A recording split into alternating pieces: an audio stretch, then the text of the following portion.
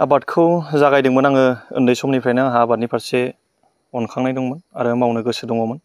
बे हिसाबै आङो हायार सेकेन्डारि एग्जाम जेब्ला जोबदोंमोन बेनिफ्राय आङो जोंनि फानबारि हालामा थालिर आबादनि थाखाय सिगांनिफ्रायनो मुंदांखा। बे हिसाबै आङो गामियावनो आबाद दङलाय बेनिफ्राय आङो माखासे हाजिरा मावनायनि प्लास बेनिफ्राय माखासे आदब खायदाफोरखौ सोलोंनानै लादोंमोन। बेनिफ्राय बिगासे आबादखौ आङो न'आव मावनो जुरिदों। बेनिफ्रायनो न'आव बिगाथाम हा दङ। बेखौ कमप्लिट मावनायनि उनाव आङो बिजनियाव 20 बिगा हायाव आबाद मावदों। बेनि उनाव फैयै फैयै आङो दा 150 बिगानिबो बारा आबादखौ आङो बेंनानै दङ। दासिमाव मुलाम्फा बुङोब्ला जोङो 50 निफ्राय 60 नि गेजेराव खरसाजों जाबजों इयारलि जों बोखांनो हायो आरो 20 निफ्राय 25 नि गेजेराव खरसाया जोंना जायो। नोंथाङा साख्रि बुङोब्ला माखासे साख्रिखौ मावोब्ला ओरैबायदि मावनांगौ बिनि बेथना 2 लाखनिबो बारा जानांगोन बा 1 लाखनि गोजौआव जानांगोन। अब्लासो नों माबा मोनसे समाजाव गोहोम खोलैनो हागोन। आङो बेखौनो बुङो साख्रिया गावनि न'खरजों लोगोसे गावखौल' मोजां मोनसे प्लेटफर्माव लाखिनो हायो आरो जोंबादि आबाद मावनानै 150 बिगा आबादाव गैयाबाबो 20 निफ्राय 25 न'खरा थांनानै दङ। दा सोरबा साख्रिया मानसिया बेबायदि खामानिखौ मावनो हानाय नङा। बेनिखायनो आंहा बेयाव गोजोननाय दङ आरो आंनि आन्दाराव जे 20-25 न'खरा थांनानै दङ बेयाव आं आरो बेनिख्रुइ बांसिन गोजोननाय दंबावो। आबादा थालिरनि अनगायै आंनाव फाथो आबाद दङ 30 निफ्राय 35, ओमफ्राय माइ आबादबो दङ आरो नैबे फैबाय थानाय समाव आङो जुखाम आबादखौ 50 बिगा मावनो नागिरदों।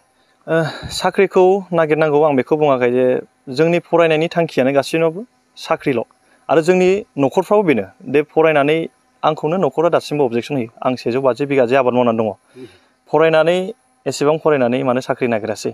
न'सुंसेनि मानसिफ्रा साख्रि मोनजोब्बाय आं गोसोआनो गैया। थारमाने बेनो साख्रिजों गासिबो साननायखौ जाफुंजोबनो हाया। आबाद मावनायनि गेजेरजों गोबां नोङो खालामलांनो हाबाय थागोन। जाथिखौ नों सिबिलांनो हागोन, बर' न'खरखौ नोङो गोजौ फारसे लांनो हागोन, बेखार जेंनाखौ नोङो सुस्रांनो हागोन। गासिबो माने गोसोबायदि मावनो हायो आरो बेयो आंनि निजा नङा आरो आबाद मावनो गोसो दंब्ला निजा मोनसे हा थालायनाङा। बेयो मोनसे ससाइटिनि आन्दाराव लिस्टआव लानानै मावबाय थानाय आबाद आरो सासे मानसिनाव जे 100 बिगा 50 बिगा हा थानांगौआ धेमालि बाथ्रा नङा। बेनिखायनो लाइमोनफ्रा आबाद मावनो होनोब्ला जोंनाव हा गैया जों माबोरै आबाद मावनो बेखौ मोनसे कुइसन खालामगोन। जोंना न'खराव रां गैया जों माबोरै आबाद मावनो बेखौ कुइसन खालामगोन। आं बेखौनो बुङो नोंहा मोनसे मोजां कुवालिटि दङबा आबादनि सायाव नोंहा मोजां सोलोंथाइ दङब्ला नोंखौ हेफाजाब होनो उन गोबां मानसि आवगायबोगोन। आबादनि बिथिङाव होनोब्ला आङो गुबुन मोनसे जेबो सिन्था गैया। आंनि सिङाव 100टा बर' न'खरा खामानि मावनानै मोनजानांगौ।